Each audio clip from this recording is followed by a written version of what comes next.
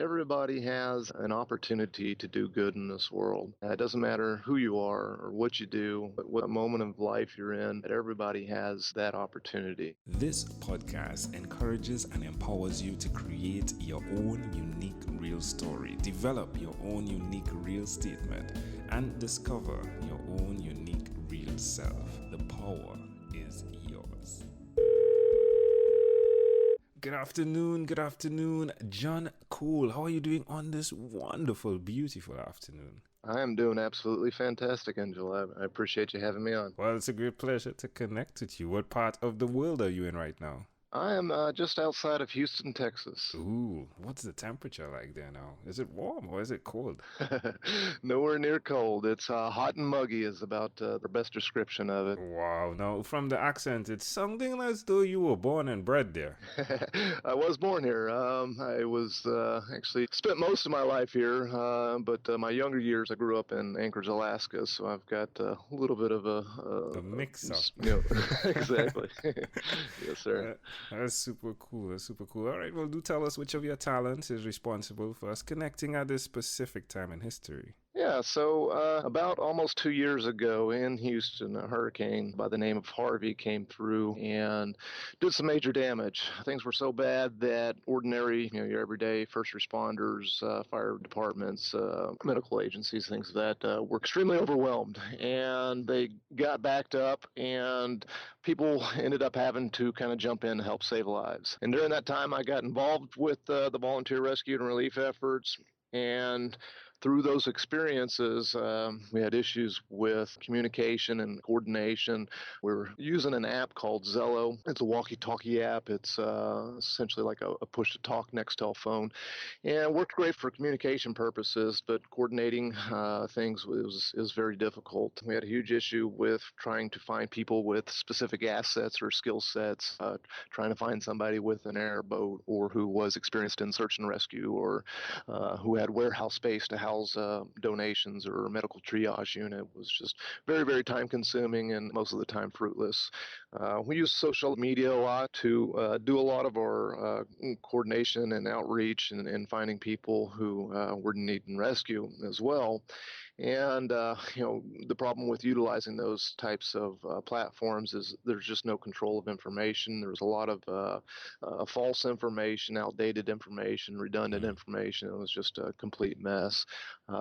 So it came down to just everybody wanted to help, and having the mechanism to facilitate that helping was just a complete mess. So I started, thinking about the ways that we can solve these different problems, and so I started building a platform that allows people to do these types of things much, much easier. Somebody can come online, hit a button, it uploads their exact profile information, their contact information. It submits it into a queue to verified embedded dispatchers that can then disseminate information out into the people that actually are going to be responding to it. So it's just that easy, right? You just go build this thing and it works, right? Like where did that come from? First of all, now, are you building this on your own? Did you have that type of background, or are you coordinating the individuals that are putting this together? As of right now, I am and have been building it and research and development, market testing, pretty much most everything since the get-go.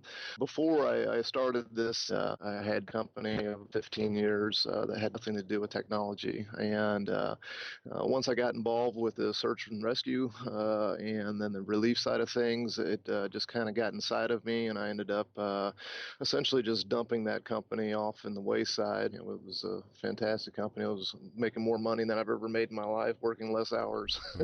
But I just felt like there was something missing, and so I started just building it myself. I've done web design and internet marketing, and I'm fairly versed at it. And I can figure out most things, with the help of Google, and so I started building it. That's amazing. So let's dig into the caring part. Like, who did you learn that from? I suppose that came from my mother. She was very much an old soul, and she cared about people. people. She definitely helped anybody out whenever we can. When I was growing up, we had several kind of refugee children living with us that just ended up kind of becoming her stepchildren in a way. And she was always out there just trying to do what she can to help and care for people as much as she can. I mean, she was limited, in scope. We were by no means rich or anything like that, but we tried to do as best as we could. So you've created this network, social network, right?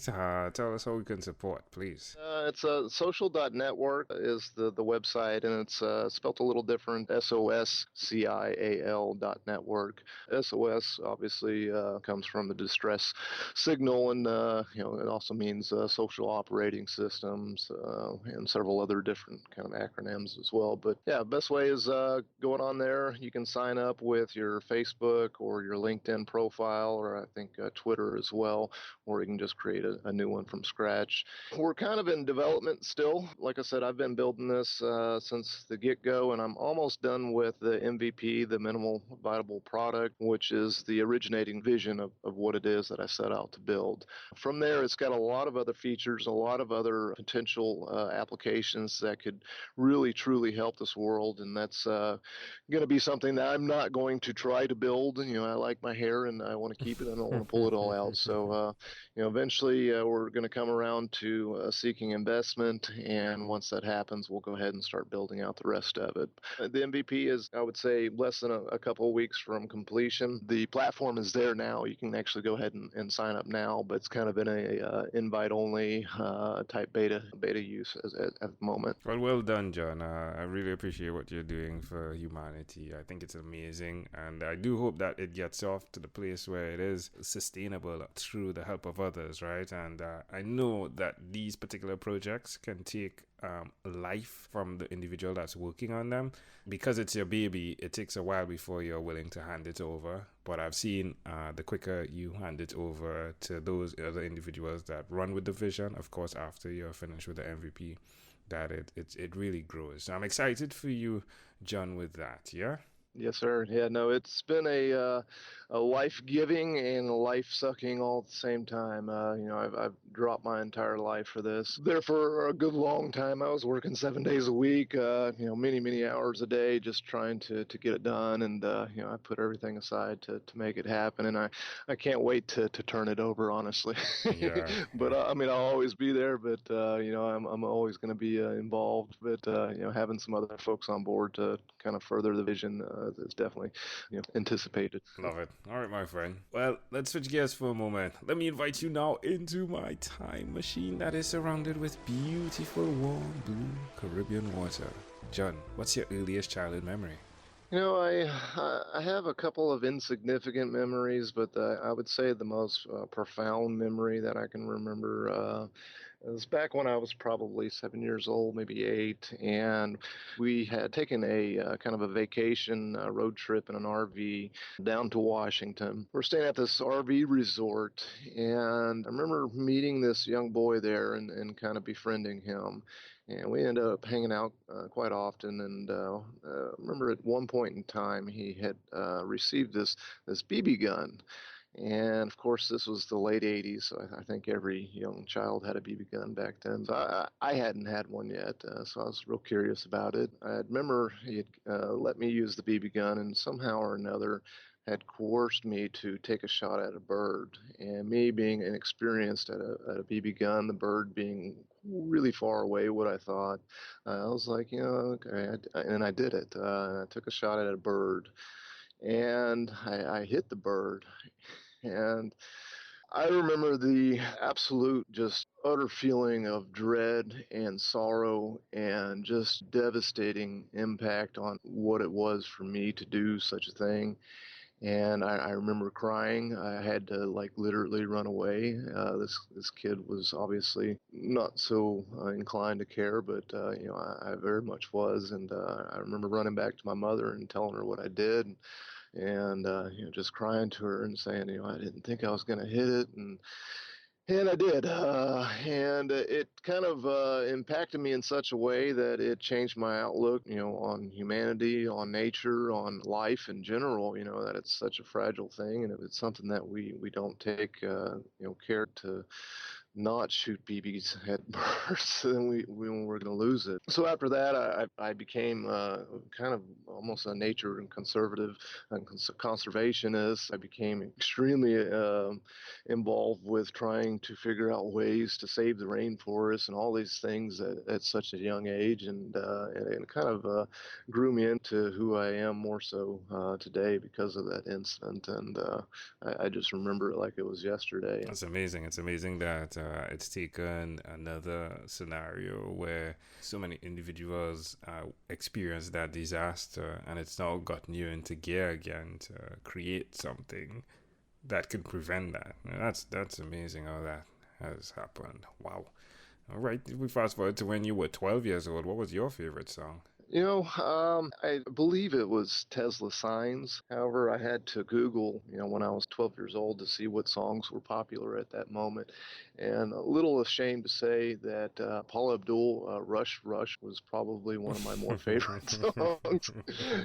Yeah. All right, my friend. Well, we've arrived at our destination, but before we get off of this time machine, there's a small declaration form. So it's yes or no. We're going to move pretty quickly. Yeah, you ready, John? I am. John, have you chosen someone to pass on your skills to? Yeah, the world. It's something that I feel like everybody has the opportunity to help somebody. I feel like everybody has the opportunity to learn more about preparedness, about disaster situations. And I feel like, if we can teach the world and give them a learning mechanism to do it, that's who I want to pass it on to. Are you married? I am, yes. Do you have children? I do. Do you believe in God? Absolutely. Do you have an inner circle of friends?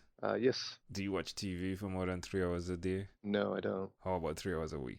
I'd say at least, yeah, pretty close to 3 hours a week. What about screen time, the phone and the computer? More than 8 or less than 8 hours a day? Well, as of the last couple years, it's probably at least 8. Wow. If you had to share with us your own unique real statement, a statement that represents who you are, Jon Cole, what would you say that is? Well, I honestly feel that everybody has an opportunity to do good in this world. It doesn't matter who you are or what you do, what moment of life you're in. I feel that everybody has that opportunity, and some people don't know what to do, and it's pretty easy to find. So, if you take that effort and you really want to have a better life, when it comes to feeling better, when you want to do better, when you want to have a more fulfilled life, it's easy to help somebody. And I'm hoping that we can make this platform something that makes it easier for you. Love it. I'll definitely piggyback here and take a swing back and see what's happening in the next year.